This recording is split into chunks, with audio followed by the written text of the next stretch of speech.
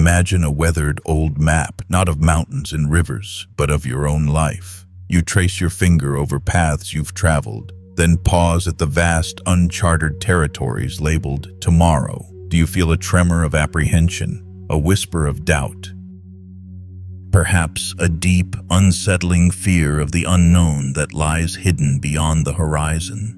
Many souls, like weary travelers, find themselves perpetually gazing into this hazy future, their hearts heavy with burdens yet to arrive, their minds crowded with worries that have no form.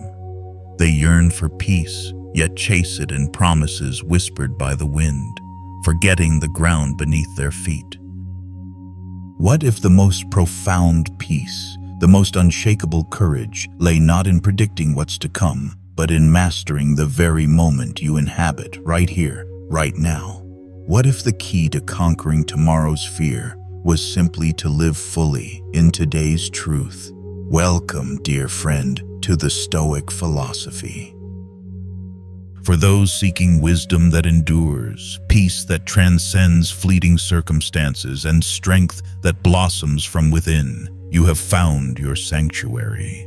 To ensure you don't miss any of our captivating stories and profound insights that can illuminate your path, be sure to subscribe and follow our journey together. In a world that seems to spin faster with each passing day, casting long shadows of uncertainty, it's easy to feel as though we are merely leaves caught in a relentless wind.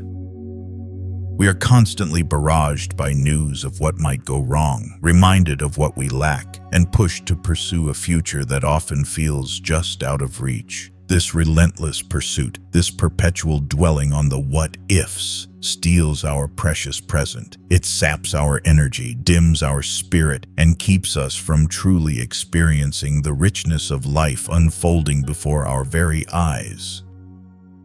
But consider the wisdom of the ancient Stoics, those steadfast souls who walked tumultuous paths with serene hearts. They understood that while we cannot command the winds of fate, we can always trim our sails. They taught us that our suffering often stems not from the events themselves, but from our judgments and anxieties about them. They offered a profound and liberating truth. The only moment we truly possess, the only ground upon which we can stand firm, is this very one. This isn't about ignoring life's challenges or adopting a naive optimism. It's about cultivating a deep inner resilience, a quiet strength that allows us to face whatever comes with equanimity and purpose. It is about shifting our gaze from the distant, often frightening shores of tomorrow to the solid, vibrant ground of today. For it is in the present moment that we find our power to choose, to act, and to cultivate a tranquil mind, untouched by the phantom fears of what lies ahead. Let us embark on this timeless journey together and discover the profound freedom that awaits when we truly learn to live fully and fearlessly in the beautiful now. Chapter 1. The Whispers of Tomorrow. We spoke, did we not, of the man in the glass house, endlessly gazing at the reflections of a future yet to come.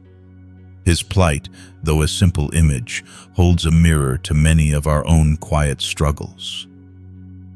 For within the grand, intricate tapestry of every human life, there are countless threads. Some, shimmering with the soft glow of memory, lead back to paths already trod, to joys and sorrows safely held in the past. But then there are those other threads, spun from the sheerest, most ethereal gossamer of what might be, reaching endlessly into the vast, often veiled expanse of tomorrow.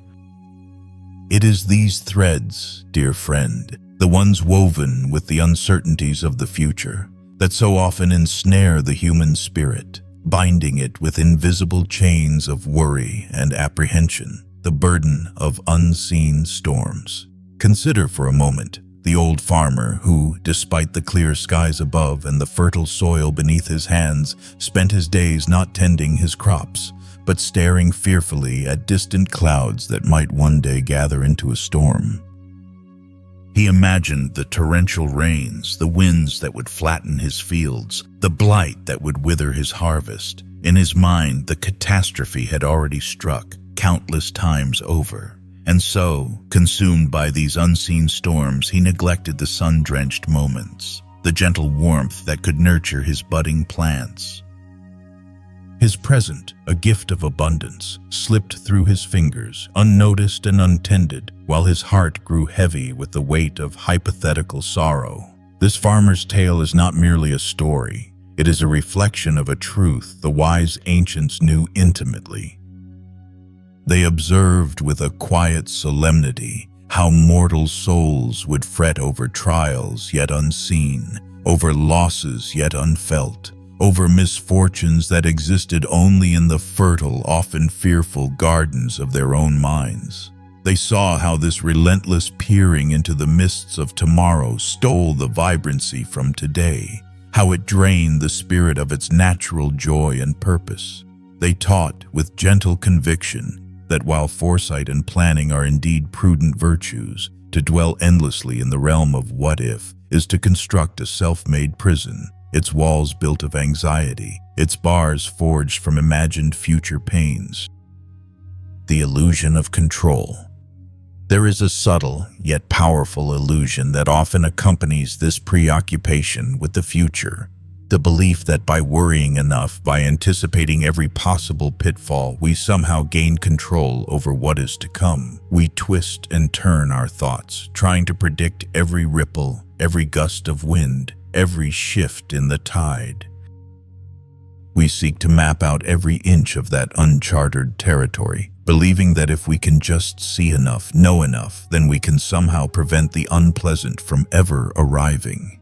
But the Stoics, with their profound understanding of human nature and the universe, knew this to be a futile endeavor. They recognized that much of life, indeed the grand majority of its external circumstances, the whims of fortune, the actions of others, the very unfolding of time, are utterly beyond our command. To spend our precious energy, our invaluable peace, on trying to wrestle control from these external forces is like trying to catch the wind in a net or to hold back the ocean with cupped hands. It is an act of exhaustion, a source of endless frustration, and ultimately a surrender of our inner calm to external chaos, the weight of hypothetical hardship. Think of the craftsman, renowned for his skill, who suddenly finds himself consumed by thoughts of future poverty. He imagines his tools rusting, his hands unable to work, his family left wanting. This fear, though entirely hypothetical, weighs upon him more heavily than any real burden. It saps his strength, dims his creativity, and prevents him from pouring his heart into the very work that could secure his future. His present potential, boundless and vibrant, becomes paralyzed by a future that exists only in his mind. This is the silent theft of future fear. It robs us not just of peace, but of our very capacity to act effectively in the present. It turns potential into paralysis and opportunity into apprehension. The Stoics observed this with great clarity. Much of our suffering comes not from the actual sting of misfortune, but from the prolonged, self-inflicted agony of anticipating it. We allow the shadow of tomorrow to cast a pall over the sunshine of today. The true sphere of influence. The wise Stoics, however, did not preach a life of naive indifference or reckless abandon. Far from it. They taught a profound distinction, a wisdom as practical as it is liberating. Know what is truly yours and what belongs to the winds of fate. They urged us to recognize that only a precious few things are truly within our grasp: our thoughts, our judgments, our intentions, and our actions. These are the sacred few, the inner citadel where we possess absolute sovereignty. The weather, the words of others, the whims of fortune, the inevitable march of time, even the health of our own bodies in the long run. These are the external tides, not ours to command, though we may navigate them with skill. To spend our vital energy fretting over these uncontrollable externals is, as the Stoics would say, to fight the tide with a spoon, a futile, exhausting, and ultimately self-defeating endeavor. True power, they whispered, lies not in dictating the world, but in diligently tending to what lies within our very own sphere of influence. It is in this radical acceptance, this clear-eyed discernment, that the first seeds of inner peace are sown. For when we cease to wrestle with what is beyond our control, we free our hands and our hearts to cultivate the garden that is truly ours, the present moment. Chapter 2: The Unseen Chains. We've journeyed into the heart of tomorrow's whispers, seeing how the fear of what might be can cast a long shadow over the richness of what is. Now let us delve deeper into the very nature of this shadow to understand how these worries, though seemingly formless, can forge chains stronger than any iron, binding us in ways we scarcely perceive. For often, the greatest prisons are not those with stone walls and barred windows, but those we construct within our own minds, brick by invisible brick, fueled by anxiety and apprehension. The baker's untended dough. Consider the plight of the diligent baker whose hands were known throughout the village for coaxing the finest, fluffiest loaves from humble flour. One day, a rumor, thin as smoke, drifted through the market. The harvest next season may be poor. The wheat might fail. The baker, usually so focused on the warmth of his oven and the scent of rising dough, found his thoughts snagged by this whisper. He began to imagine the granaries empty, his shelves bare, the hungry faces of his customers. He pictured his family lacking, his life's work brought to ruin by a scarcity yet months away. And so, consumed by this distant looming scarcity, the baker began to neglect his craft. He kneaded the dough with less vigor, his mind far away on the imagined barren fields. The yeast, sensing his distraction, struggled to rise. The ovens, left untended for too long, lost their steady heat. Day after day, his bread grew less fine, less fluffy, until, eventually, his customers sought their sustenance elsewhere. The very fear of a future shortage had created a present scarcity, not in the wheat fields, but in his own hands, his own focus, and his own diligent effort. His worry, though born of concern, became the very chain that prevented him from thriving, from providing, from living fully in the abundance that was before him. The weaver's tangled threads, or picture the master weaver whose loom sang with the creation of magnificent tapestries, each thread perfectly placed, each color vibrant. But one morning, as a small knot appeared in a thread, she found herself swept away by a sudden, chilling thought. What if my loom breaks? What if the gears seize and I can no longer weave? The image of a shattered loom, silent and useless, took hold of her mind. She imagined her intricate patterns left unfinished, her artistic spirit stifled, her hands idle.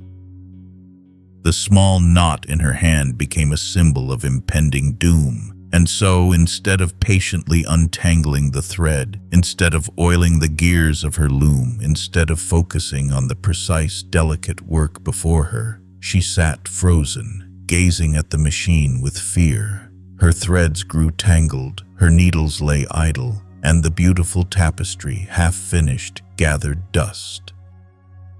Her anxiety about a potential future malfunction had led to a real, present inaction, rendering her loom as useless as if it had indeed broken. Her fear, a phantom of the future, had rendered her powerless in the now. The Stoic insight, suffering from judgments, not events. These tales, dear friends, illustrate a profound truth that the Stoics grasped with crystalline clarity. They observed that most of our suffering, the deep anguish that gnaws at our souls, comes not from the actual events that unfold in our lives, but from our judgments about those events, and even more so, from our anxieties and interpretations of what might happen. The baker suffered not from a true famine, but from his fear of a famine. The weaver suffered not from a broken loom, but from her fear of a broken loom.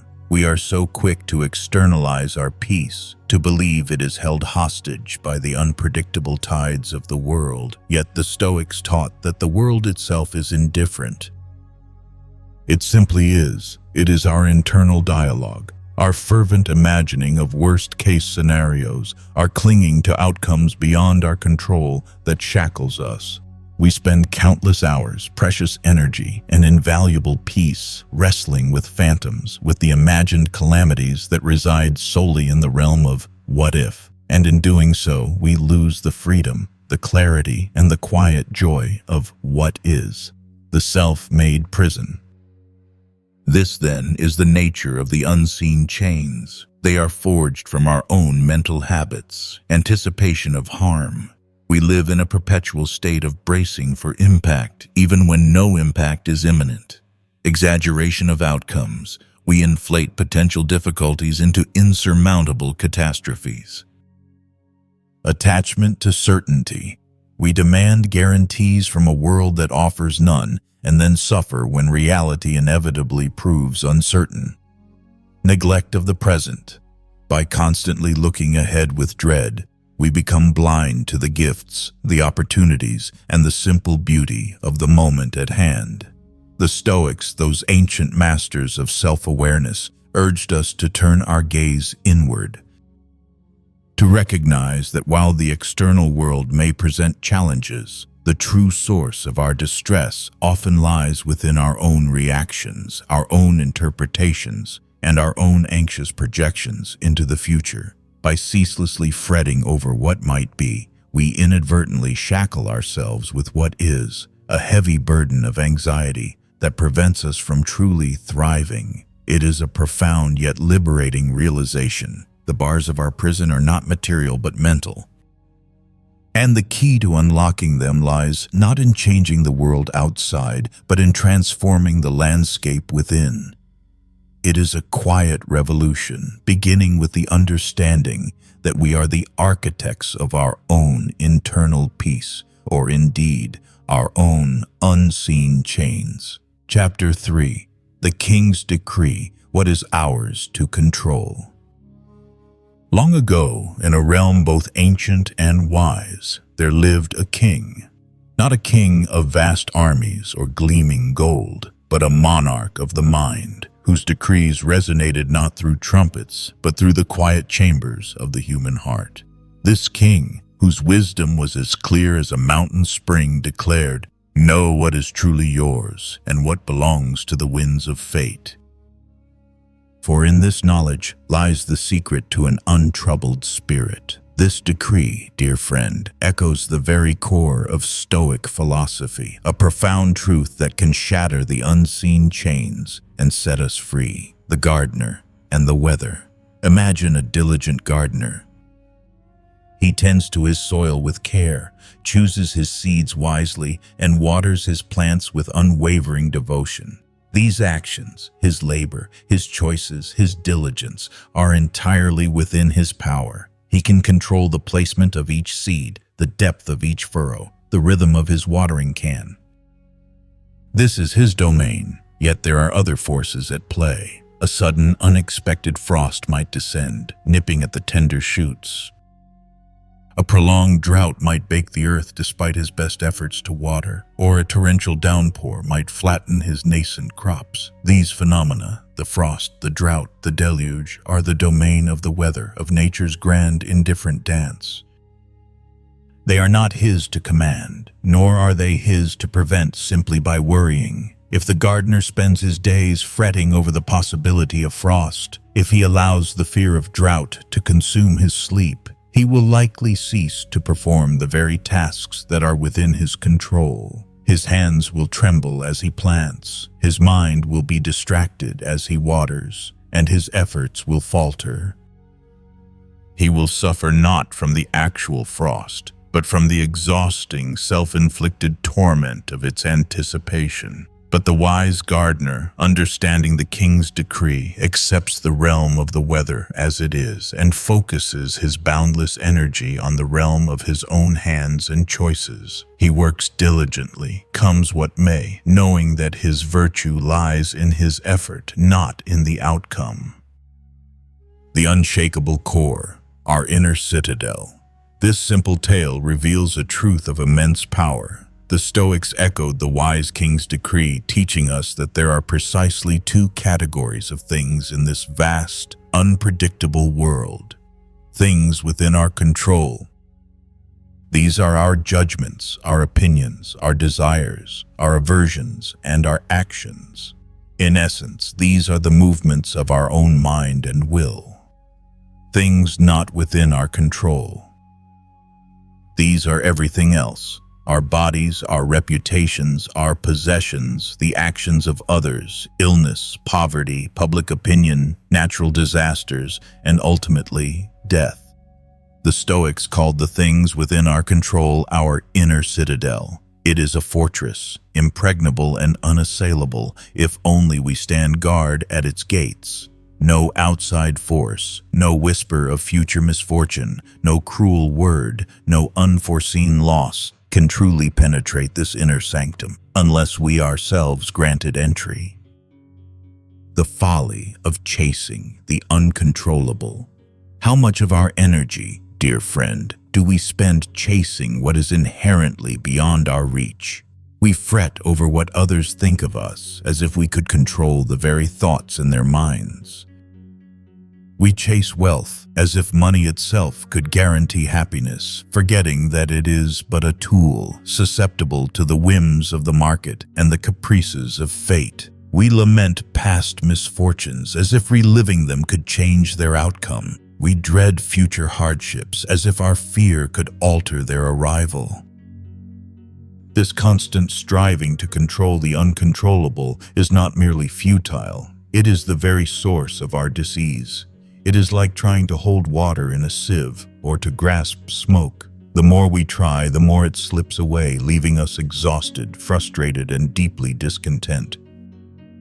When we tie our peace, our happiness, or our sense of worth to things outside our inner citadel, we become like a ship tossed upon a tempestuous sea, entirely at the mercy of every wave and every current.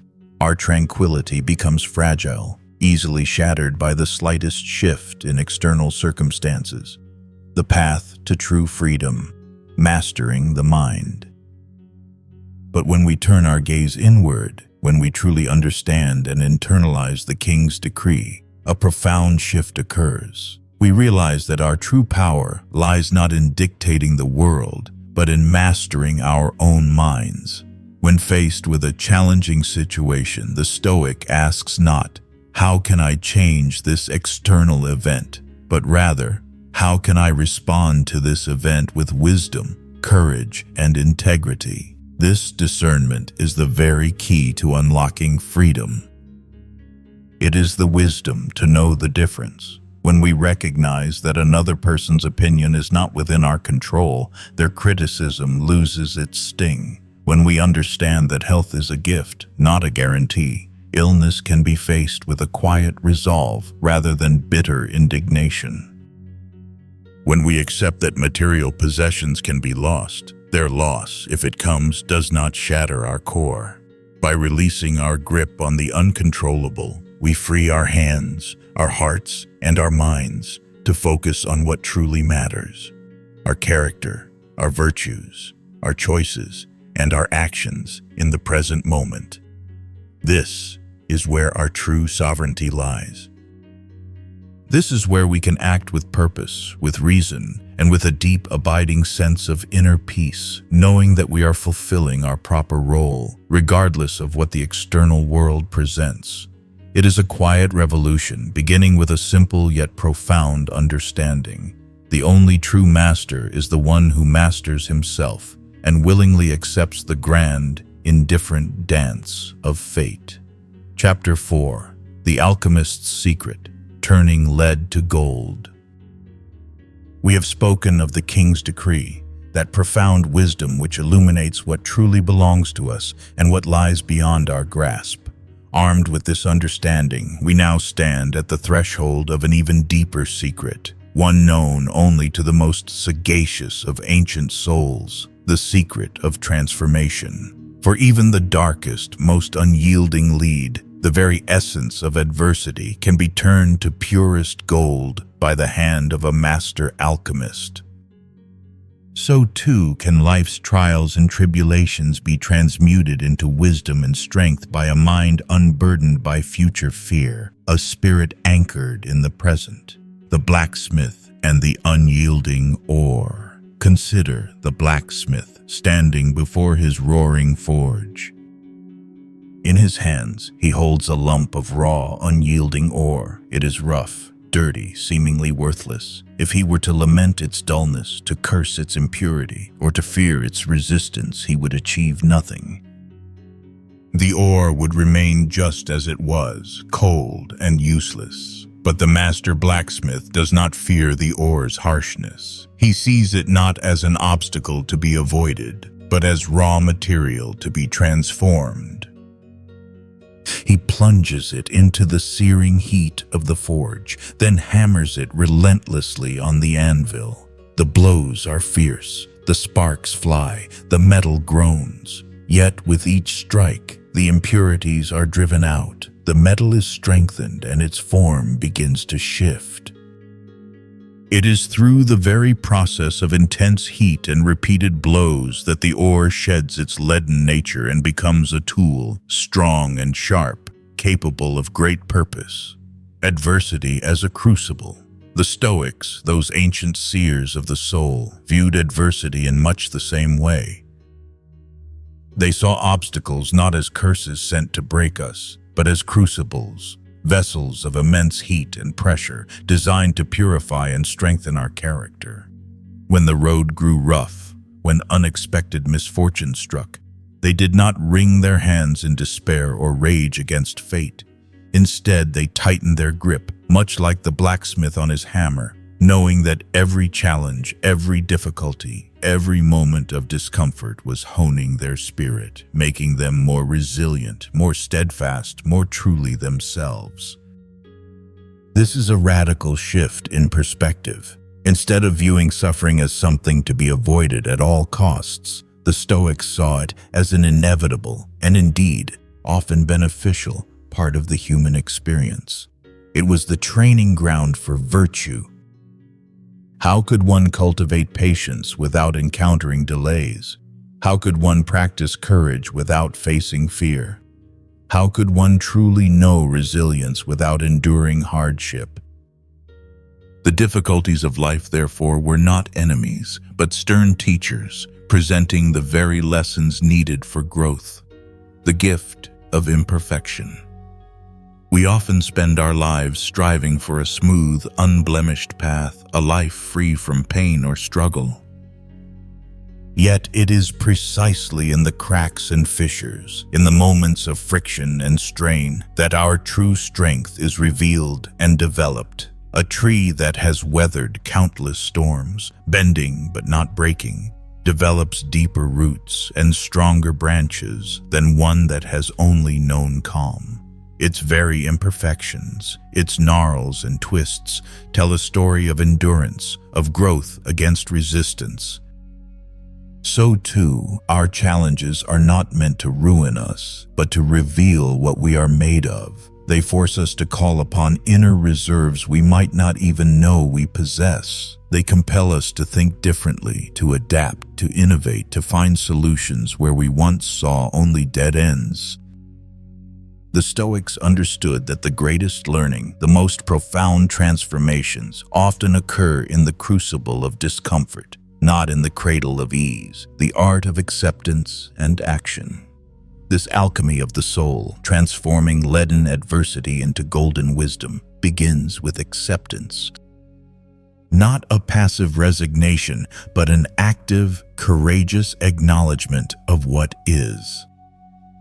When a misfortune arrives, the Stoic first embraces the reality of the situation. This has happened. There is no wasted energy in denial or wishing things were otherwise. Then, and only then, does the Stoic turn their attention to what can be done, focusing their will and reason on the elements that are within their control. Did a plan fail? Then accept the failure, learn from its lessons, and revise the approach. Was a loved one lost? Then grieve, but find solace in the precious memories and live with integrity in their honor. Did an injustice occur? Then choose a righteous response rather than allowing anger to consume you. In each instance, the external event, the lead, is met with an internal virtue, a deliberate choice to apply reason and wisdom, thereby transforming it into gold, a deeper understanding, greater resilience, and a stronger character. The present moment, dear friend, with all its trials, its unexpected twists, its moments of discomfort, is the only forge where true character is shaped. It is the very crucible in which we can practice this ancient alchemy.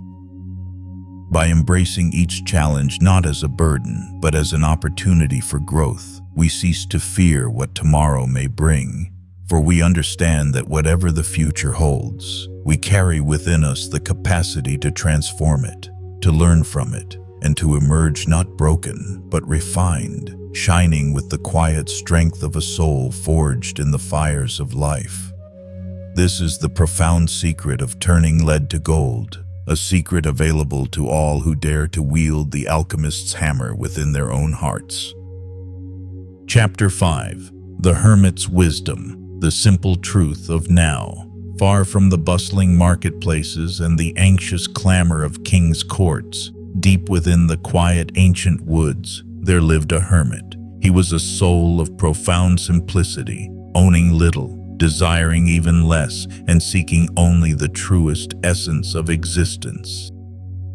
He did not fret over the coming winter, nor did he linger on the forgotten springs of yesteryear. Instead, his entire being was devoted to the task at hand, chopping wood with deliberate strokes, drawing water with a calm and steady hand, or simply sitting in silent meditation, attuned to the gentle rhythm of his own breath.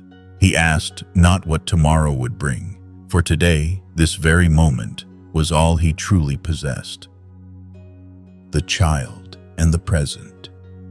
Think for a moment of a child engrossed in play, a tiny hand meticulously arranging pebbles into a miniature castle, a small voice humming a tune heard just once, a curious eye fixed on the intricate dance of an ant.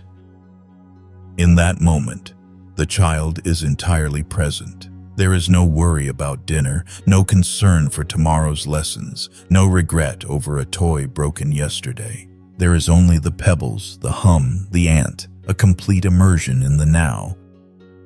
The child's joy is pure, unadulterated by the complexities that adult minds weave. This natural, innate capacity for presence is a wisdom we possess from birth, often unlearned as we grow. The hermit's wisdom, dear friend, mirrored this pristine state, echoing a core Stoic teaching that true happiness, a quiet, abiding contentment, is found not in accumulating more, not in achieving some distant future goal, but in appreciating what is and in acting virtuously with full awareness in the now. For the future is but a dream, a shimmering possibility, and the past a shadow, a memory already etched. Only the present, this fleeting shimmering instant, is real, the false promise of someday. How often do we hear the whispers or speak them ourselves of someday? Someday I'll be happy when I have more money. Someday I'll relax when this project is finished. Someday I'll live fully when I retire. We build elaborate mental structures around this elusive someday, pushing our joy, our peace, our very lives into a distant hypothetical future. But someday never truly arrives. When the money comes, new desires arise. When the project finishes, another begins. When retirement arrives, the habits of anxiety and postponement, if not addressed, simply follow us. The Stoics understood this trap. They knew that happiness, if it is to be found, must be found in the present, not in some conditional deferred state. If we cannot find contentment in the simple act of breathing, walking, or working now, then no future circumstance, however grand, will magically bestow it upon us. The practice of deliberate attention. The hermit's life was a testament to the power of deliberate attention. Every task, however mundane, was performed with full presence. When he chopped wood, he felt the cool, rough bark against his hands, heard the sharp thwack of the axe, smelled the fresh scent of split timber. He was not merely chopping wood, he was experiencing the act of chopping wood. This is not about rushing, nor about delaying. It is about being fully engaged with the unfolding moment, giving it the reverence and attention it deserves. For the Stoics, this deliberate attention, this mindfulness of the present, was a vital practice. They understood that our minds, left untethered, will naturally drift backward into regret or forward into anxiety. The discipline of bringing our awareness back to the task at hand, to the breath, to the sensory experience of this moment, is a profound exercise in self-mastery. It is the cultivation of a quiet focus that dissolves the mental noise of past and future, revealing the clarity of the now. The sufficiency of the moment. There is a profound sufficiency in the present moment if only we allow ourselves to perceive it. It is here that we have the power to act. It is here that we can choose virtue. It is here that life truly happens. The future is an arena for planning, but the present is the only stage for action. To worry about what cannot be changed or to fear what may never come is to squander the only true currency we possess, this irreplaceable instant. By embracing the present, we cease to rush through life, always chasing a future that never fully arrives. We find contentment in the process, in the unfolding of each precious second. We are no longer waiting for life to begin. We are fully immersed in its current, vibrant flow. The worries of tomorrow, though they may occasionally knock at the door, find no purchase when the inhabitant of the mind is fully occupied, fully engaged, fully alive in the boundless reality of the present moment. This, dear friend, is the simple yet revolutionary truth the hermit knew and the Stoics taught, that peace is not found beyond the horizon, but here, now, in the sacred space of mindful presence. Chapter 6. The Shield of Reason, Guarding the Mind's Gate. Imagine your mind, dear friend, not as a fragile open vessel, but as a grand, magnificent fortress with towering walls and sturdy gates. These gates, though often unseen, are the entry points for every thought, every impression, every whisper that seeks to gain access to your inner sanctuary, to your peace. The ancient Stoics, in their profound wisdom, urged us to stand as vigilant guards at these very gates, allowing only rational, well-reasoned thoughts and sound judgments to enter, and firmly turning away those that seek to sow discord, fear, or despair. The watchman at the gate. Consider the watchman, standing atop the highest tower of a peaceful city. His duty is paramount, to observe, to discern, and to protect. He does not allow every traveler to enter without question. He assesses each one, friend or foe, traitor or marauder, bringer of peace or bearer of chaos. Only after careful scrutiny does he decide whether to open the gate or to keep it firmly shut. Our minds, the Stoics taught, require a similar vigilance. Impressions, like travelers, constantly arrive at our mental gates: a sudden thought of a looming deadline, a news report of global instability, a casual remark from a friend that sparks a flicker of insecurity. These are all initial impressions. The danger lies not in their arrival, but in our uncritical acceptance of them. If we simply fling open the gates to every fearful whisper, every anxious projection, every fleeting worry, our inner fortress will soon be overrun, its peace shattered by the very intruders we allowed to enter. The illusion of immediate truth. Often, a thought presents itself as absolute truth. I will fail. This terrible thing is definitely going to happen. I am not good enough. These thoughts, infused with fear, often arrive with a sense of urgency and undeniable reality. But the Stoics, with their keen philosophical minds, understood that between the external event, or the imagined future event, and our emotional reaction, there is a crucial space, the space of judgment. It is not the event itself that disturbs us, but our judgment about the event. If a storm approaches, the event is merely atmospheric pressure and moisture. Our judgment of it might be, this storm will destroy everything, and that judgment creates fear and anxiety. If a colleague criticizes our work, the event is merely a set of spoken words. Our judgment of it might be, this means I am incompetent and worthless, and that judgment leads to anger or despair. The Stoics urged us to step into this space of judgment, to pause before reacting, and to apply the shield of reason. The three questions of the rational mind. When a fearful whisper, a troubling thought, or an anxious projection about the future seeks entry into your mind, the Stoics taught us to meet it with three piercing questions, like the watchman's challenge. Is this truly within my control? We revisit the king's decree. If the thought is about an external event, the economy, someone else's opinion, a natural disaster, then it is not within our control. To dwell on it, to fear it, is to exert energy in a futile battle. The watchman firmly closes the gate. Is this based on fact or merely on imagining the worst? Many fears are architects of elaborate, catastrophic scenarios that have no basis in present reality.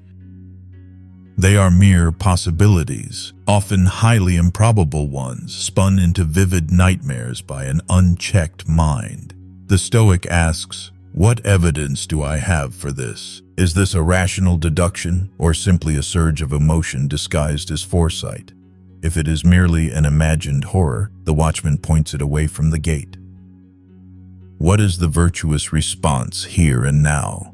Even if a challenge is real and unavoidable, the Stoic asks, how can I respond to this with wisdom, courage, justice, and temperance?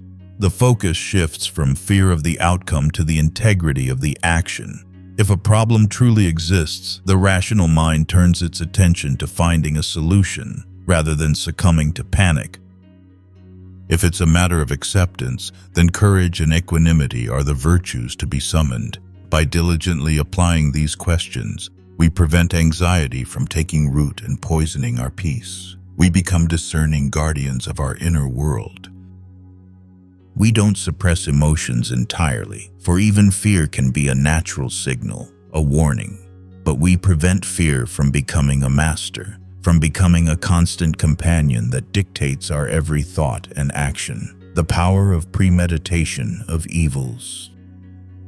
Paradoxically, the Stoics even practiced a form of controlled, reasoned engagement with potential future difficulties, known as premeditatio malorum, the premeditation of evils. This was not about dwelling in fear, but about intellectually confronting potential misfortunes in a detached, rational way. What if I lost my wealth? What if I fell ill? What if those I loved departed? By calmly considering these possibilities, not to generate fear, but to prepare the mind, they strip these events of their power to shock and overwhelm. They rehearse their resilience, knowing that even in the face of life's harshest blows, their inner citadel, guided by reason, could remain intact. The shield of reason, therefore, is not a wall against reality, but a filter. It allows us to process information with clarity, to distinguish between legitimate concerns that require action and irrational anxieties that simply drain our vitality. By standing guard at the mind's gate, by diligently applying reason to every thought that seeks entry, we cultivate a profound sense of inner calm. Our fortress becomes a sanctuary, unshakable amidst the world's chaos, because we have chosen to be its vigilant, wise protector. This is the profound liberty that awaits when we learn to wield the shield of reason, safeguarding our most precious possession, our peace of mind. Chapter 7. The Journey of the Pilgrim. Steps, not destinations. We have spoken of the wisdom of the hermit who found peace in the simplicity of the present, yet for many the allure of the future remains a powerful current, pulling them ever forward past the beauty and significance of the now. They view life not as a grand journey to be savored, but as a race to be won, a series of obstacles to be overcome on the fastest possible route to some final, triumphant destination. This, dear friend, is a common path, but often one that leads not to joy, but to exhaustion and a profound sense of having missed out on the very essence of life. The pilgrim's focus. Imagine a pilgrim embarking on a long and arduous journey to a sacred mountain peak. The peak, shrouded in mists, represents a grand and noble goal. But the wise pilgrim does not fixate solely on that distant summit. If he did, every step would be a mere means to an end, every moment of the journey a frustrating delay. His heart would be filled with impatience, his eyes would scan only the far horizon, and he would miss the very path beneath his feet. Instead, the wise pilgrim focuses on each single step. He feels the sturdy earth beneath his worn boots, hears the crunch of gravel, observes the wildflowers blooming beside the path, and breathes in the crisp, clean air of the forest. He acknowledges the occasional ache in his muscles, the warmth of the sun, the cool embrace of a passing cloud, and by doing so, he finds not just endurance, but a quiet joy in the journey itself. He appreciates the unique beauty of each vista, the lessons learned from each incline, the simple gift of movement. He arrives at his destination not weary and depleted, but enriched, strengthened, and profoundly connected to every moment that brought him there. Life as a process, not a product. The Stoics understood that life, in its most profound sense, is a pilgrimage, not a race. It is a continuous process of unfolding, of becoming, of experiencing, rather than merely a frantic dash towards a fixed product or outcome. We are so conditioned by the world around us to focus on results, the promotion, the purchase, the perfect relationship, the completed project. We attach our happiness to these future accomplishments, constantly deferring our peace until then. But what happens if then never arrives as we imagined? Or what if, once arrived, it proves to be fleeting, or simply opens the door to a new set of desires and anxieties? The Stoics knew that true contentment is not found in the acquisition of external things or the achievement of external goals, but in the quality of our presence, our actions, and our character in each passing moment. If we are rushing, perpetually anxious about the destination, we are, in essence, rushing through life itself, missing its very essence. The virtue in the effort. For the Stoics, virtue lay not in the guaranteed outcome of an action, but in the virtuous intent and effort applied in the present moment. They taught that we are called to do our best, to act with integrity, wisdom, and courage, right here and now. The results, often influenced by countless external factors beyond our control, are simply consequences. If we perform our duty with excellence, if we treat others with kindness, If we approach challenges with equanimity, our virtue is complete in that very act, regardless of how the external world responds. Think of an archer. His goal is to hit the target. He trains diligently, stands with perfect posture, draws the bowstring with precision, and releases the arrow with focus. His virtue lies in the meticulousness of his process, in the perfect execution of each step. The arrow's flight is then subject to the wind, a sudden bird, or the target's unforeseen wobble. If the arrow misses, the archer does not despair, provided his effort was pure and his process virtuous. He learns, adjusts, and refocuses on the next shot. His contentment is in the mastery of his craft, in the nobility of his effort, not solely in the bullseye. Embracing the unfolding. By adopting the mindset of the wise pilgrim, by focusing on the virtue of each step rather than the anxiety of the distant destination, we unlock a profound sense of peace. We cease to rush through life, always chasing a future that never fully arrives. Instead, we become truly present, allowing ourselves to be fully immersed in the unfolding of each precious second. This means mindful action, performing even mundane tasks with full awareness, finding dignity in every effort. Acceptance of the process. Understanding that growth, learning, and achievement are often slow, incremental processes, not sudden leaps.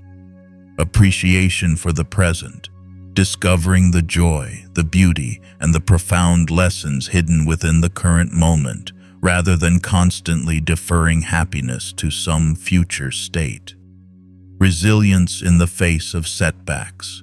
Viewing deviations from the path not as failures but as opportunities to practice patience, adaptability, and perseverance.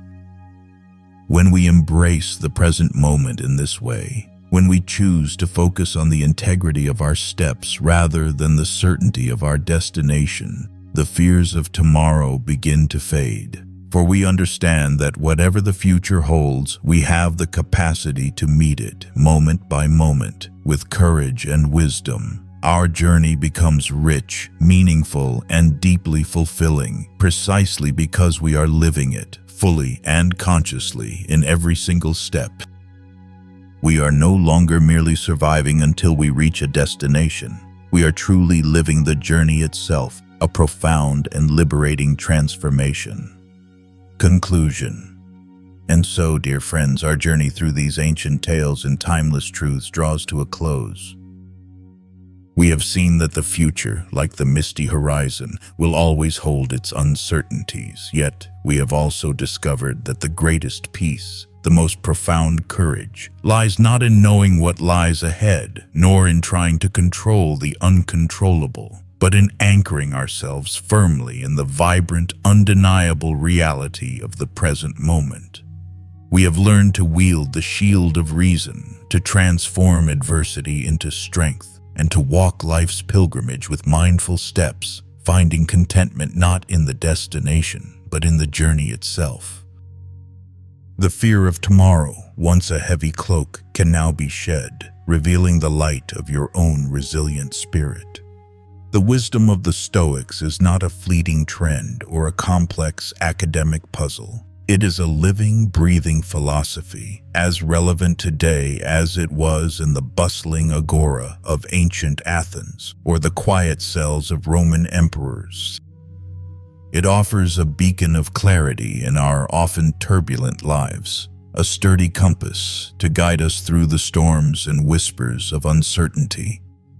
The path to inner tranquility is not always easy, for it requires diligent practice and unwavering self-awareness, but it is always, always within reach, waiting for you to embrace it. Remember, the transformation you seek begins not with a grand gesture, but with a quiet decision, a single, conscious breath, a mindful choice in this very moment. Carry these timeless lessons with you, integrate them into the fabric of your daily life, and watch as the fear of the future slowly gives way to the profound, unshakable peace of the present. To find your footing more firmly on this path and to discover deeper insights into how to apply this ancient philosophy to the complexities of modern life, we invite you to explore more with us.